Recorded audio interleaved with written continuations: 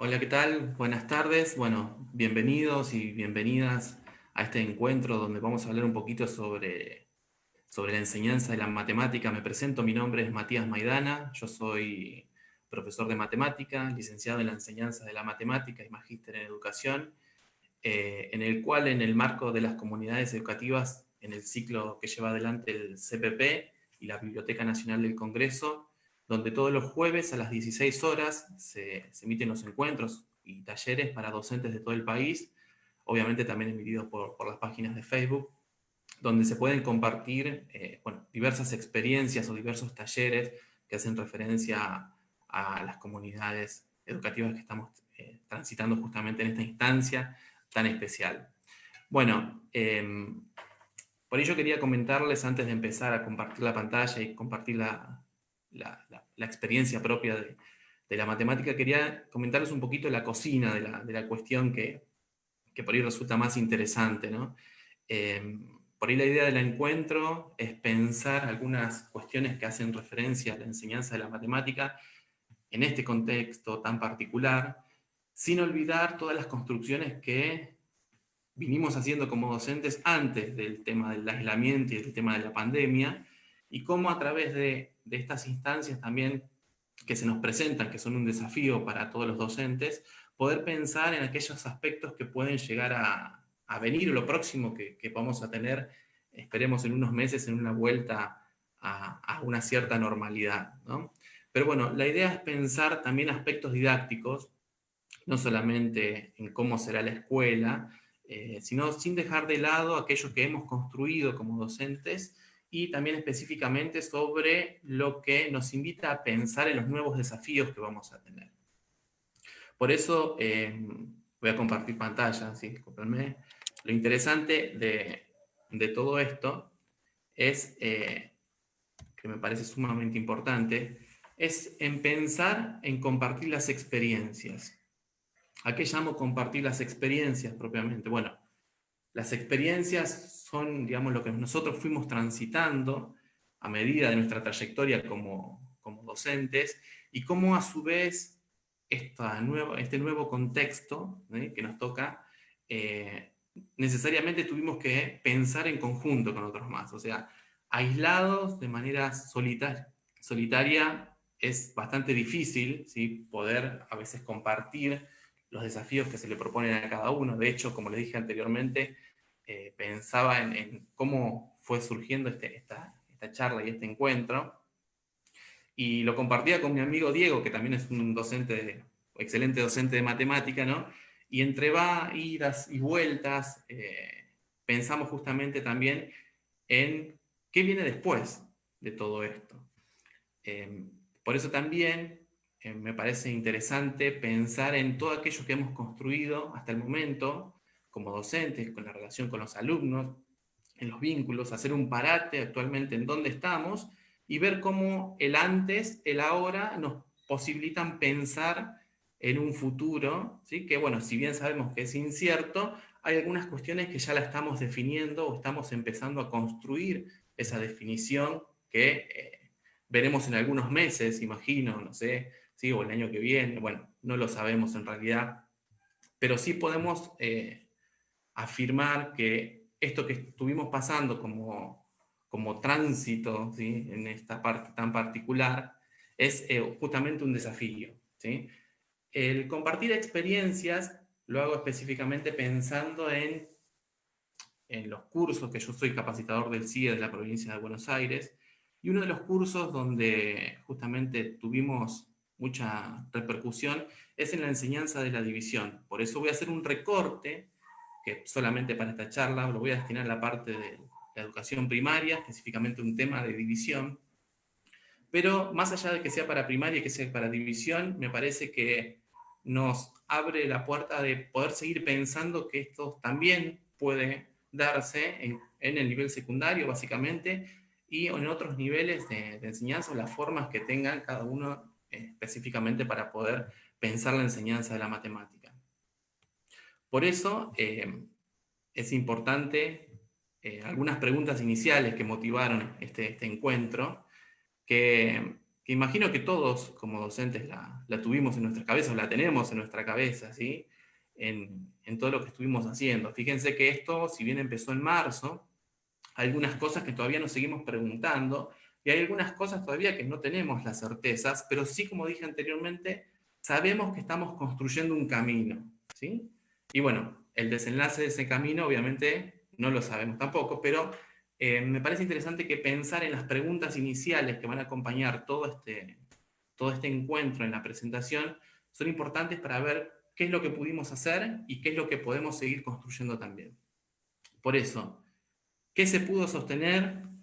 ¿Qué no se pudo sostener? ¿Sí? Y en ese qué no se pudo sostener no estoy pensando en aquellas cuestiones que no pudimos hacer, sino que por ahí el contexto no ayudó a que podamos desempeñarlo o desarrollarlo como nosotros lo habíamos ideado, ¿no?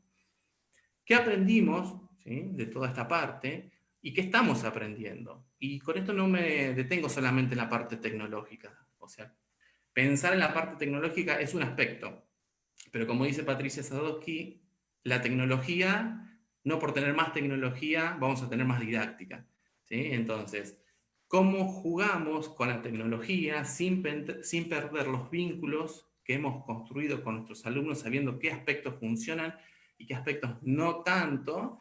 Y cómo a través de este ida y vuelta vamos elaborando nuevas estrategias de enseñanza, definitivamente, porque son nuevas, porque nadie nos preparó para un contexto como el que estamos viviendo, pero sí lo que usamos son todas las herramientas que tenemos en formación propiamente y en la formación inicial justamente, que nos proporcionan ideas para poder seguir viendo estos temas, ¿no?, propiamente. Sabemos que los contenidos en matemática necesariamente hay que priorizarlos, o sea, no todos los contenidos se pueden dar de la misma manera que si fuesen una instancia presencial. Si sabemos que hay contenidos que tenemos que priorizar por sobre otros, y eso no quiere decir que no lo tengamos que dar, sino que en este momento no lo vamos a dar, y en esos contenidos que nosotros priorizamos, también necesariamente hay que pensarlo con otros, ¿no? O sea, no solamente con los docentes, sino también con los directivos dentro de la misma institución, porque son aquellos contenidos que en años posteriores los docentes van a tener que seguir tomando o retomando sobre aquellos que estuvimos trabajando en esta instancia. ¿Cuáles son los escenarios que podemos construir, que pudimos construir en toda esta instancia? ¿Cómo construimos las intervenciones docentes? Que básicamente en eso nos vamos a dedicar en esta parte del encuentro sobre las intervenciones, específicamente en este contexto, y cómo pensamos la vuelta. El cómo pensamos la vuelta, que esta pregunta me parece que está en la cabeza de todos los docentes, no es la misma pregunta en esta instancia hoy que en marzo, ¿sí? O sea, el cómo pensamos la vuelta, ya tenemos un bagaje de construcciones realizadas que nos permiten definir algunos aspectos sobre esa vuelta. Quiero también, o sea, les presento la hoja de ruta, ¿por qué? Porque esas preguntas iniciales, como les dije anteriormente, son las que nos van a acompañar en todo este encuentro. Y vamos a relatar, como dije anteriormente, experiencias. De una experiencia antes de la cuarentena, a través del CIE, ¿sí? O sea, de un trabajo en el CIE de Moreno, un trabajo durante la cuarentena a través de una docente que participó en un curso del CIE, ¿sí? Y cómo eso nos posibilita pensar en escenarios post-cuarentena. Antes de empezar propiamente con la experiencia, ¿sí?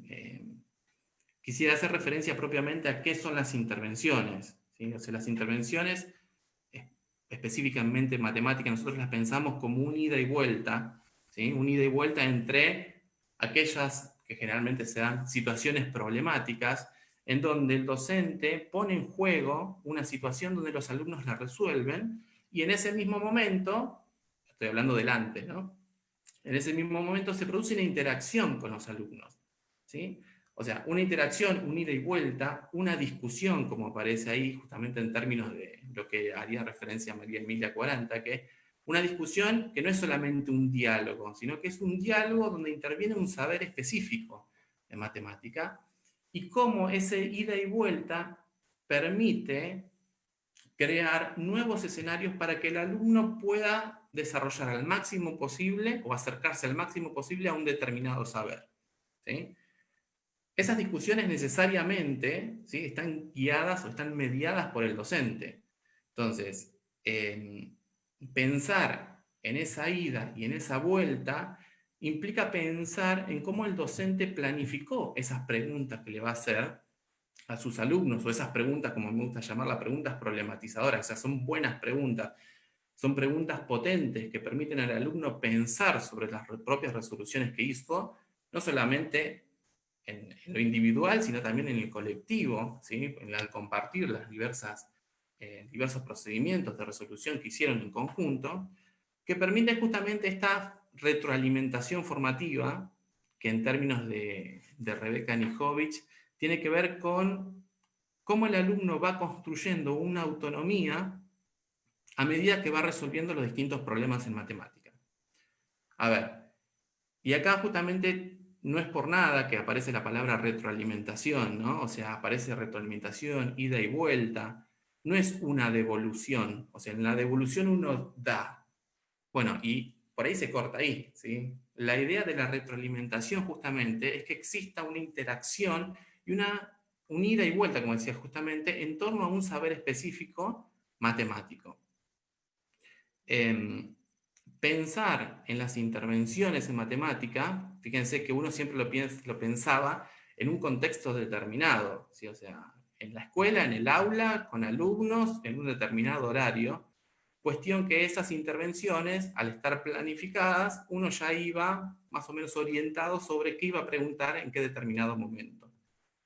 En este contexto, eso, en cierta manera, se ve complicado en ciertos aspectos, porque lo primero que yo tengo que establecer es un vínculo con las familias, por ende un vínculo con los alumnos, pero el vínculo no va a ser necesariamente el mismo con todos mis alumnos, ¿sí? O no las intervenciones van a ser necesariamente las mismas con todos los alumnos. Por cuestiones tecnológicas, ¿sí?, o por cuestiones propiamente de las decisiones docentes que se vayan tomando, pero fíjense que esta cuestión de la intervención en cierta manera se ve en un nuevo desafío que propiamente no solamente nosotros la vimos en la escuela, sino que tenemos que crearla fuera de la escuela también, ¿sí? A esta altura, ya como varios docentes lo han pensado, hay muchas cuestiones que ya están resueltas en cierta medida, ¿sí? O sea, resueltas porque aquello que se priorizaba en un primer momento, ya por marzo, por abril, que eran los vínculos en establecer las relaciones con las familias, bueno, eso en cierta manera, quiero creer que muchos docentes ya se pudieron conectar con sus alumnos. Ahora, la pregunta es, ¿después qué? Y lo digo también como experiencia propia. Cuando empezó esta parte de la cuarentena, generalmente uno a veces pensaba que esto iba a ser transitorio, ¿no? Que iba a decir, bueno, dura 2, 3 semanas y después volvemos a la normalidad y retomamos aquello que hicimos en un principio. Eso se vuelve justamente una instancia de doy actividades, los alumnos resuelven y yo les hago una devolución. Bueno, eso ya lo comprobamos, no sucedió de esa manera, sino que tuvimos que repensar nuestras estrategias docentes para poder transformar esa devolución o esa interacción que tenemos con los alumnos de la actividad y que ellos hagan la actividad en una cuestión formativa, ¿sí? O sea, en un aspecto formativo. O sea, una nueva forma de enseñar, ¿sí?, que con aquellos desafíos, con aquellas posibilidades, con aquellas incertidumbres, tuvimos que ir sorteando. O sea, en síntesis, lo que quiero decir es, la manera que nosotros pensamos en marzo que esto se iba a dar a través de una determinada forma de enseñar, bueno, ahora vemos que no es tan así. O sea, si vemos el camino ya realizado, vimos que necesariamente tuvimos que reformular algunos aspectos que pensamos en un primer momento. Y bueno, y eso justamente sigue siendo un desafío. ¿Por qué sigue siendo un desafío? Porque no sabemos todavía cómo va a seguir transitando estos aspectos en el futuro, ¿sí? Pero bueno, a ver, como les decía anteriormente, quiero compartir alguna experiencia propiamente que se dio en el entorno del CIE ¿sí? Referida a la matemática, a la enseñanza de la matemática, sobre las intervenciones que giraban en torno a un problema que les estoy compartiendo ahora. Lo leo por las dudas, dice: en una fábrica de salchichas se bolsa la producción en paquetes de 2 unidades cada uno. ¿Cuántos paquetes armaron esta semana si se fabricaron 2.546 salchichas? Este problema, que uno diría es un problema de división, se resuelve utilizando la división, si lo llevamos al aula, pensamos también que hay distintas formas en que los alumnos pueden llegar a resolver ese problema. Y eso es lo que quiero compartir. Fíjense, esto es lo que haría un alumno, ¿sí? De hecho, lo hizo un alumno, ¿sí? No es inventado, es real, en el cual, a ver si se puede ver ahí, ¿sí? El alumno que hizo, construyó, ¿sí?, un cuadrito, una tabla donde establece los paquetes y las salchichas, ¿sí? Y en ningún momento observamos lo que por ahí podríamos llegar a esperar, que es el algoritmo de la división, ¿no? O sea, la operación que resuelve de mejor manera ese problema. ¿Qué vemos? Vemos que el alumno resuelve, justamente lleva la unidad, o sea, dice un paquete, tantas salchichas, después empieza a jugar con las relaciones proporcionales que hay. 10 paquetes, 20 paquetes, 40, 80, 100, etc. ¿Sí? Y fíjense cómo en la conjunción, en la unión de esos paquetes y los resultados que tienen las salchichas, en las producciones de salchichas, va tratando de elaborar algún resultado. Como ven las flechas ahí al costado, fíjense que lo que fue haciendo este chico justamente fue multiplicando por 2. ¿Sí? Tanto los paquetes como las salchichas, por eso justamente se establece una relación proporcional ahí. Ahora, si nosotros analizamos solamente esta producción, ¿sí?, vemos que hay cuestiones por ahí que podríamos seguir pensando en cómo ese alumno puede mejorar esta resolución. Pero lo que resulta interesante acá es que no vamos a entrar en un detalle didáctico sobre la enseñanza del campo multiplicativo, pero fíjense que en esta instancia el alumno tiene una estrategia para poder resolver ese problema, ¿sí?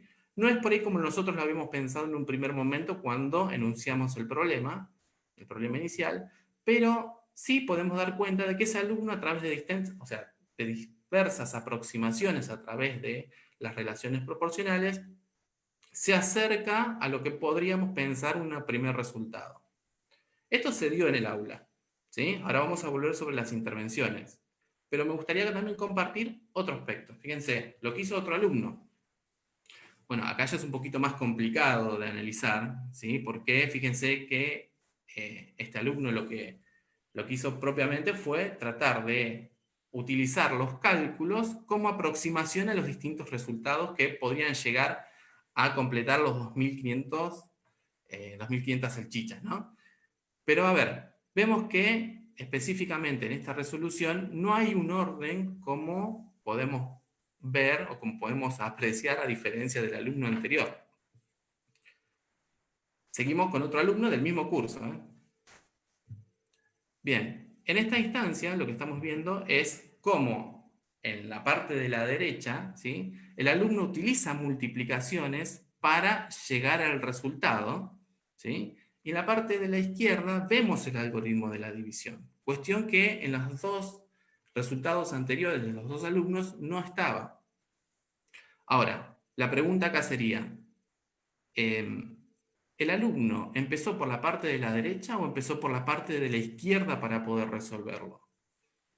Por las formas en que el alumno está resolviendo y por los distintos procedimientos que el alumno está utilizando, ¿sí?, podemos afirmar que utilizó muchas estrategias de la multiplicación o muchos cálculos multiplicativos para poder resolver eso, ¿sí? Cuestión que después será como para poder decirle a la docente: yo usé la división, usó el algoritmo de la izquierda, pero fíjense que el fuerte está puesto en cómo el alumno resuelve a través de multiplicaciones, que también utiliza, fíjense, multiplicaciones por 10, por 100, ¿sí?, aproximaciones, multiplica por 2, después por 3, y va haciendo un juego, pero todo dentro de la misma multiplicación, ¿sí? Todavía no vemos un desarrollo propiamente de la división fuertemente más que el que aparece en la izquierda, que por ahí lo enuncia para decirle a la docente que lo pudo hacer haciendo la división, perdón. Lo que aparece acá también, fíjense, es la respuesta, ¿sí? Abajo en la respuesta, armaron 212 paquetes de salchichas, ¿sí? Da obviamente que este alumno pudo llegar al resultado utilizando fuertemente la multiplicación, utilizando el algoritmo de la división, pero es como a mí me gusta decirlo, no está convencido todavía de que la división es la mejor operación que resuelve ese problema. ¿Sí? Entonces, hasta acá se abren tres instancias. Voy a volver atrás. ¿Sí? Fíjense, la instancia de las relaciones proporcionales, ¿sí? Donde utiliza de manera muy adecuada, a mi criterio, estratégicamente, ¿no? Estas formas de resolver para poder llegar al resultado. Otro alumno que utiliza también la multiplicación, pero de manera más, digamos, más en búsqueda de algo más artesanal, más específico, usando números al azar, ¿sí? Donde ve si se puede llegar o no, si no hay una estrategia bien definida de cómo ese alumno resuelve ese problema. Tenemos este alumno que sí se puede observar justamente el algoritmo de la división, pero también notamos que en esa resolución las formas de resolver está fuertemente puesta en las multiplicaciones. ¿Sí? Vamos con otro alumno. Fíjense, acá lo que aparece es algo totalmente distinto a lo anterior, ¿sí? Porque aparece primero la palabra estimar. ¿Sí? O sea que el alumno sabe específicamente qué es lo que está haciendo con esa estimación, qué es lo que está multiplicando, y fíjense que a la derecha aparece un número tachado, ¿lo ven? Ese número tachado, propiamente, lo que hace referencia es, este número no me sirve, este número se pasa.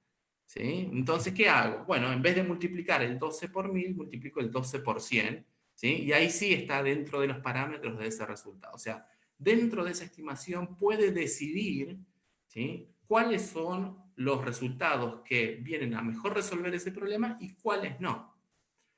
Ahora, esta estimación no queda solamente en la estimación y en poner números para multiplicarlos y ver a través de aproximaciones si se llega al resultado esperado, ¿sí? De la cantidad de salchichas, sino que esa estimación viene a responder lo que está a la izquierda, que es a través del algoritmo de la división, ¿sí? Cómo lo resuelven los alumnos. ¿Sí? A ver, podría haber puesto a la izquierda, ¿no? 2546 dividido 12, puso 200, obviamente, porque eso lo obtuvo a través de su estimación, pero también podría haber puesto 100, ¿sí?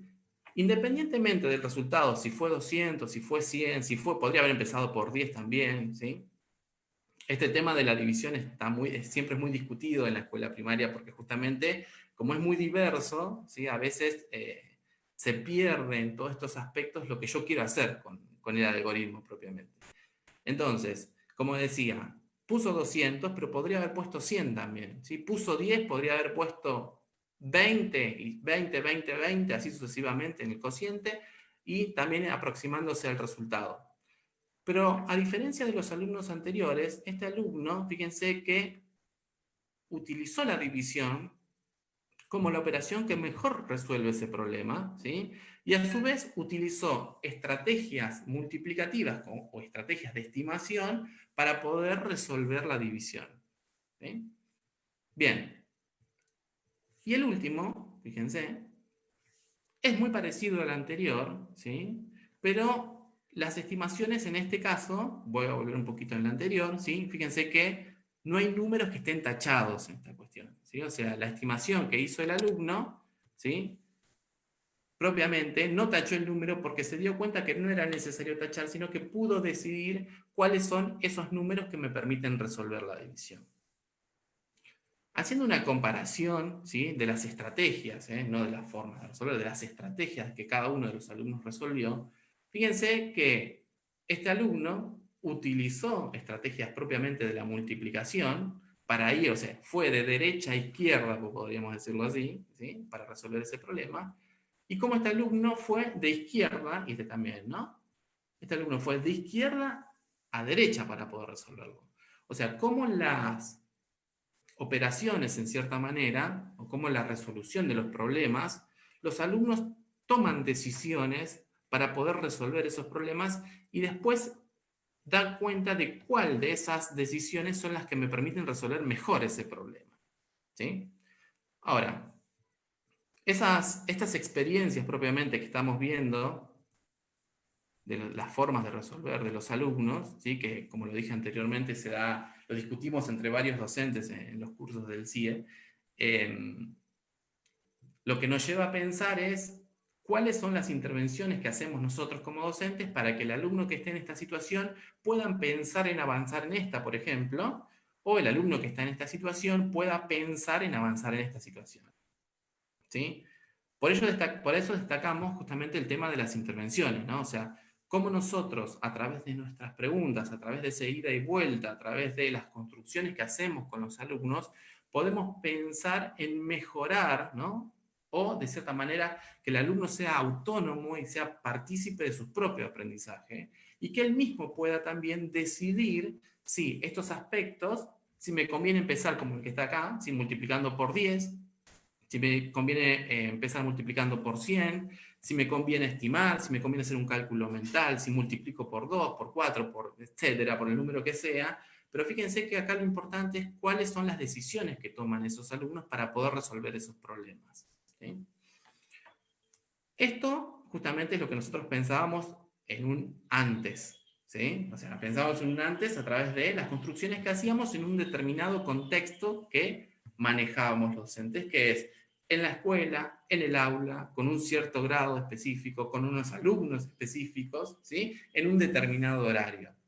Ahora eso, ¿sí? Se ve complicado, pero quiero ser optimista en esta cuestión y por eso pensaba en compartir ustedes qué pasa ahora.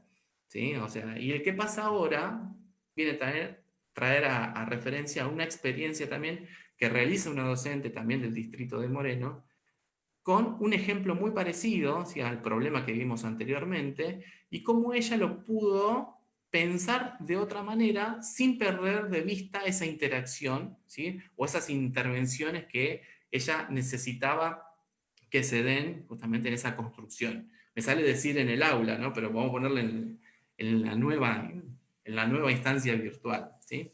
Bueno, la docente dio este problema, ¿sí? En la fábrica de cuadernos Arnet se embolsan en paquetes de A4. ¿Cuántos paquetes se armaron si hay 60 cuadernos? Quiero contextualizar esto, ¿no? Porque este problema los alumnos lo podrían resolver en el aula, ¿sí? Y podríamos discutir aquellas cuestiones que se darían en el aula, pero en este contexto tan particular, la docente tuvo que tomar ciertas decisiones también para que sus alumnos puedan resolver de la mejor manera posible este problema, ¿sí? Lo que encontró como solución fue la utilización de WhatsApp, ¿sí?, de audios de WhatsApp con las familias. Y fíjense que ahí tenemos la primera interacción, ¿no? Del grupo total, que eran 30 alumnos, los dividió en grupos de a 10, ¿sí? Las actividades generales, como este problema, ¿sí?, las daba propiamente en el grupo general de WhatsApp, ¿sí?, en el grupo que estaban los 30 alumnos o las 30 familias, ¿sí? Pero las interacciones se daban en los subgrupos, ¿sí?, en un horario específico a través de los audios. A ver, ¿por qué en un horario específico? La docente daba el problema, una vez que da el problema, decía, bueno, nos juntamos para dialogar o hablar sobre el problema, no sé, el martes a las 4 de la tarde. Entonces, esos subgrupos interactuaban a través de audios el martes todos a las 4 de la tarde. ¿Por qué en ese horario específico? Bueno, el horario me interesa en ese anecdótico, ¿no? Pero ¿por qué a esa hora específica? Porque en ese momento se podían dar las interacciones a través de los audios, ¿sí? O sea, los alumnos participaban y hablaban, tenían una hora para compartir con sus compañeros cuáles eran las producciones que habían hecho, y lo interesante también es poder discutir sobre esas producciones, ¿sí? Entonces, la docente tuvo que tomar esta decisión y vio que esa decisión que tomó es la que mejor respondía a que sus alumnos puedan resolver aspectos matemáticos. Les voy a compartir con ustedes qué es lo que pasó, ¿sí? Que eso por ahí es lo interesante de todo esto. Lo voy a leer también, ¿sí?, como para que vayamos teniendo una idea de lo que fue pasando. En uno de los subgrupos, Sofía dijo, Sofía, Cristian y Joaquín pertenecen al mismo subgrupo, ¿eh? Sumé de a 4 hasta que me di cuenta que haciendo 10 veces llegaba a 40. Después sumé 4 más 4 más 4 más 4 más 4 y llegué a los 60. Cristian dijo, todo por audio, fui haciendo 4 más 4, 8, más 4, 12, más 4, 16, más 4, 20, así hasta que llegué a 60. En total conté, y cuenta 1, 2, 3, un montón, 15 veces. Bien. Joaquín dijo, como tenía 60, fui sacando de a 4, me dio 56, después 52 y llegué hasta 0. Me di cuenta después que podía sacar de a 8, que son 2 veces 4, entonces seguí usando eso. Entonces saqué 7 veces 8 y me quedó un 4.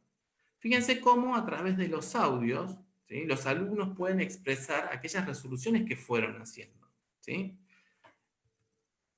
Y si bien tenemos las distintas producciones de los alumnos, la pregunta sería, ¿qué fue haciendo esta docente en construcción o las intervenciones que fue haciendo para que Sofía, Cristian y en este caso también Joaquín puedan seguir pensando sobre lo que ellos mismos hicieron? O sea, que no quede en el audio como una forma de entregar la actividad o entregar la resolución del problema y que la docente diga, está bien, está mal, si cuestión que no me gusta decirlo, pero bueno, que les dé el aprobado o no sobre ese problema. Sino, de qué manera Sofía, Cristian y Joaquín pueden seguir pensando sobre lo que ellos hicieron y pueden seguir debatiendo de tal manera, seguir profundizando estos aspectos de la resolución. Y no es quedarse solamente con la forma que hizo cada uno, sino también pensar o intentar pensar cómo lo hizo el otro, ¿sí? Entonces, me detengo en básicamente 5 intervenciones que hizo la docente en esos subgrupos donde estaba Sofía, Cristian y Joaquín. Le dice la docente, Joaquín, ¿por qué decidiste ir por el 8 como decís? ¿No podés contar a todos, nos podés contar a todos qué hiciste o cómo lo hiciste? Luego de haber escuchado otra intervención, luego de haber escuchado a los compañeros, díganme, ¿cuál de estos ejemplos elegirían y por qué? ¿Podemos pensar otra manera de resolverlo? Sofía, escuchá el audio de Cristian que llega a lo mismo que vos. ¿Me podés explicar qué hizo de distinto si ambos llegan a 60? Cristian, lo mismo para vos. Explica qué pensó Sofi. ¿Quién me podría explicar lo que hizo Joaquín? ¿Por qué dijo 7 veces 8 y me quedó un 4? ¿Qué pensó Joaquín en su cuenta? ¿Se podrá escribir de otra manera? Sofía y Cristian, hablen entre ustedes y elijan una de las formas. Se pueden ayudar con todo lo que pensaron. Lo importante es que de los dos armen uno. Si hay algo interesante justamente en esta experiencia que nos cuenta la docente, es que el audio de WhatsApp se vuelve muy potente para poder repensar o reescuchar lo que dijo cada alumno y poder pensarlo nuevamente. O sea, tenemos registro de lo que queda, ¿sí?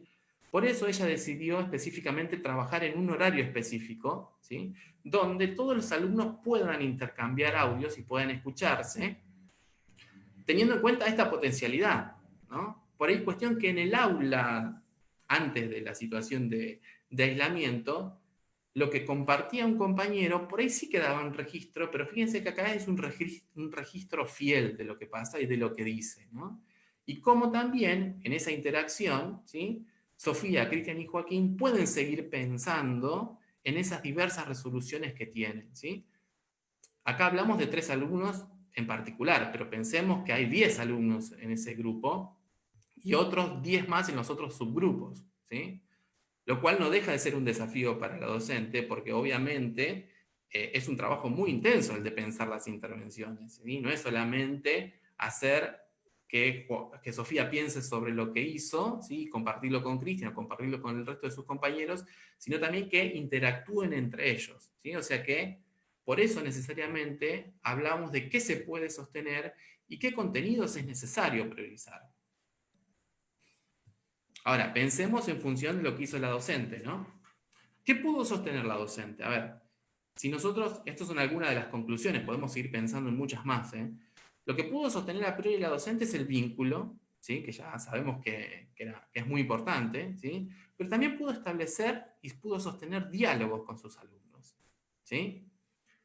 Los diálogos que proporcionan las discusiones que hablábamos anteriormente, ¿sí? No es solamente intervenciones para que me digan cómo resolver el problema y quedó ahí cerrado el tema, sino que justamente la idea es que pueda seguir pensando y repensando diversos modos de resolver alguna situación problemática. ¿Qué tuvo que priorizar? Bueno, tuvo que priorizar un manejo de tiempos. ¿Sí? Fíjense que no es lo mismo hacer esto en el aula, ¿sí? Como dijimos anteriormente, antes de la situación de contexto particular que estamos viviendo, sino que tuvo que priorizar qué temas en todo el año son aquellos que le permitirían a sus alumnos tener mayor interacción entre ellos, ¿sí? O mayor forma de resolución entre ellos, y no eligió un tema cualquiera, o sea, es un tema propiamente que es la división, ¿sí? ¿Qué condiciones construyó esa docente? Bueno, obviamente lo que estábamos hablando recién, ¿no? Las diversas interacciones, el tema de los tiempos, el manejo de una organización propiamente con sus alumnos, ¿sí? Y una metodología, ¿sí?, de enseñanza que necesariamente tuvo que ser artesanal, ¿sí? ¿Qué podrá sostener el regreso? Y bueno, eso no lo sabemos, ¿sí? Pero sí es muy interesante pensar en todo lo que pudo hacer esta docente en esta situación en particular, que le permitiría seguir desempeñando en los audios de WhatsApp como una estrategia de enseñanza. Bien, este cuadrito, ¿sí?, justamente tiene que ver sobre lo que estuvimos hablando, sobre el antes y el ahora, ¿no? Y cuáles son las diferencias que se dan específicamente a través de estas experiencias, ¿no?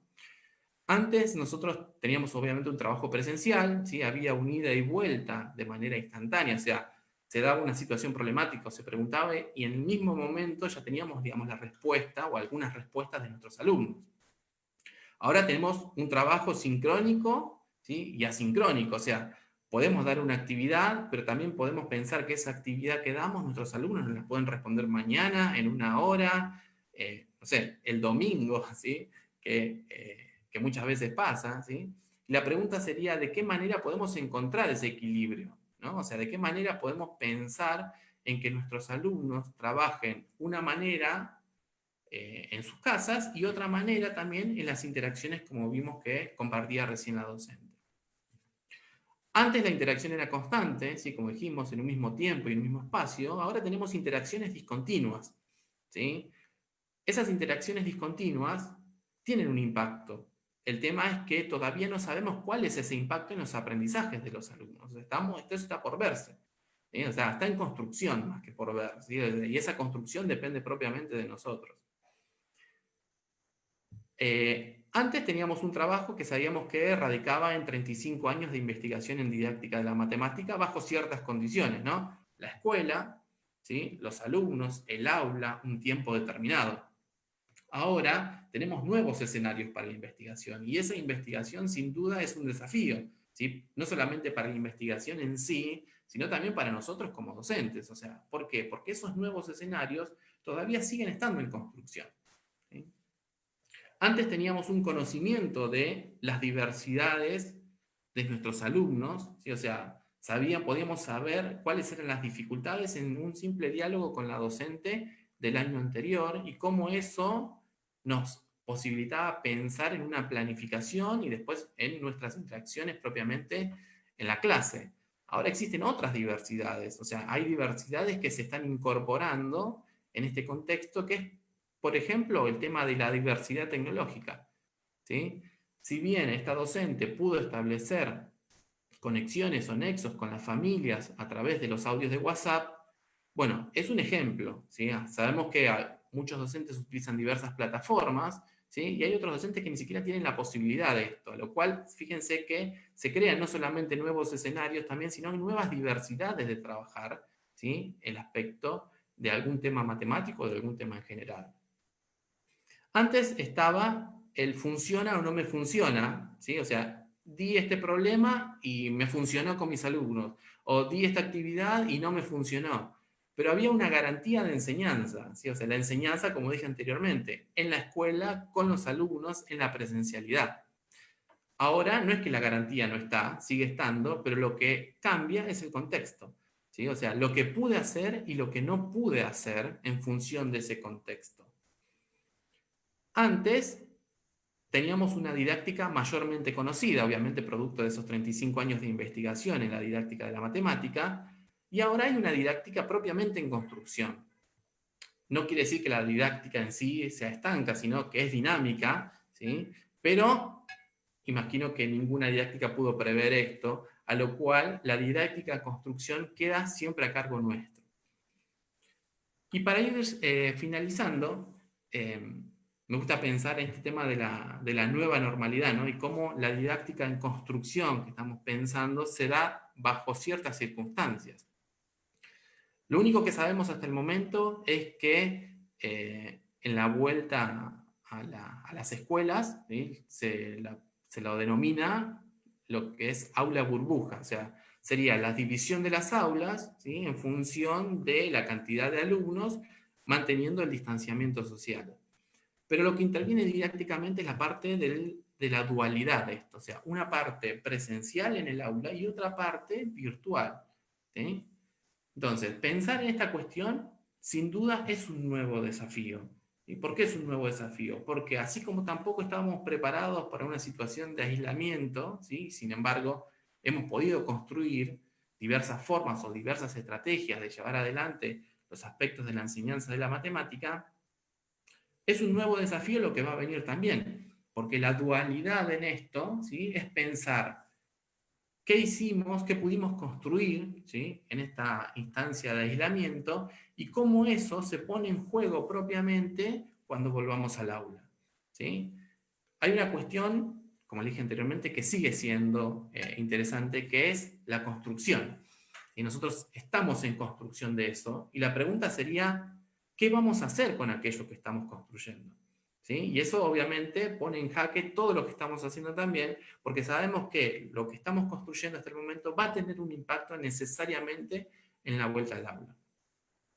Y bueno, y para ir cerrando, justamente la idea es pensar que volver al aula no es volver a la misma aula. ¿Sí? Bueno, les agradezco a todos, ¿sí? Les dejo mi mail, ¿sí? De contacto por si tienen alguna duda o quieren compartir algo, ¿sí? Fíjense que en esta cuestión tuve que hacer un recorte, ¿sí? De las experiencias propiamente y también de la instancia de la escuela primaria y cómo se da en la escuela primaria esta parte de las